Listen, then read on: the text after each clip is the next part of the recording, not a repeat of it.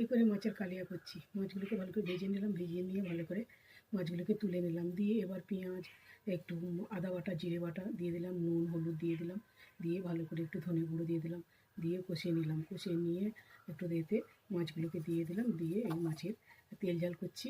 এই যে এইখানটা বা কালিয়া তেল ঝাল এটা কমপ্লিট হয়ে গেছে।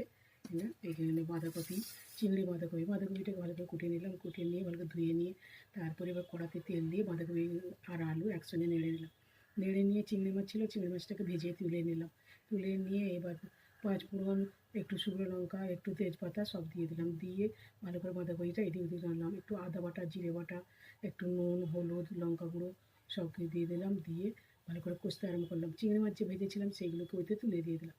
দিয়ে ভালো করে কষিয়ে নিয়ে জল ঢেলে দিলাম। লাস্টে একটু ঘি দিয়ে দিলাম। দিলে এটা কমপ্লিট হয়ে গেল এখানে। তারপরে এখানে কুঁদরুই আলু ভাজা করেছি। এই যে কুঁদরুই আলু কেটেছি, এতে একটু পেঁয়াজ দিয়েছি, দিয়ে একটু শুকনো লঙ্কা, একটু জিরে ফোড়ন দিয়ে ভালো করে একটু লাল লাল করে ভেজে নিয়ে নিয়েছি। তারপরে এইখানে হচ্ছে চিংড়ি মাছ ভাতে দিয়েছি।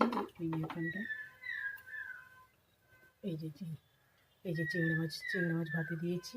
একটু চিংড়ি মাছ দিয়ে একটু সর্ষে বাটা, সর্ষে, তারপরে একটু পোস্ত, তারপরে একটু গুঁড়ো লঙ্কা, একটু হলুদ, একটু নুন, একটু সর্ষের তেল সব রকম এতে দিয়ে এখানে এটা ভাতে দিয়েছি।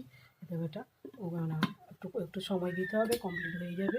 তাই তাই আমার রান্না যদি ভালো লাগে লাইক কমেন্ট করবেন, সাবস্ক্রাইব করবেন। Thank you so much. Tata bye bye, এইখানেই রাখছি। Okay by.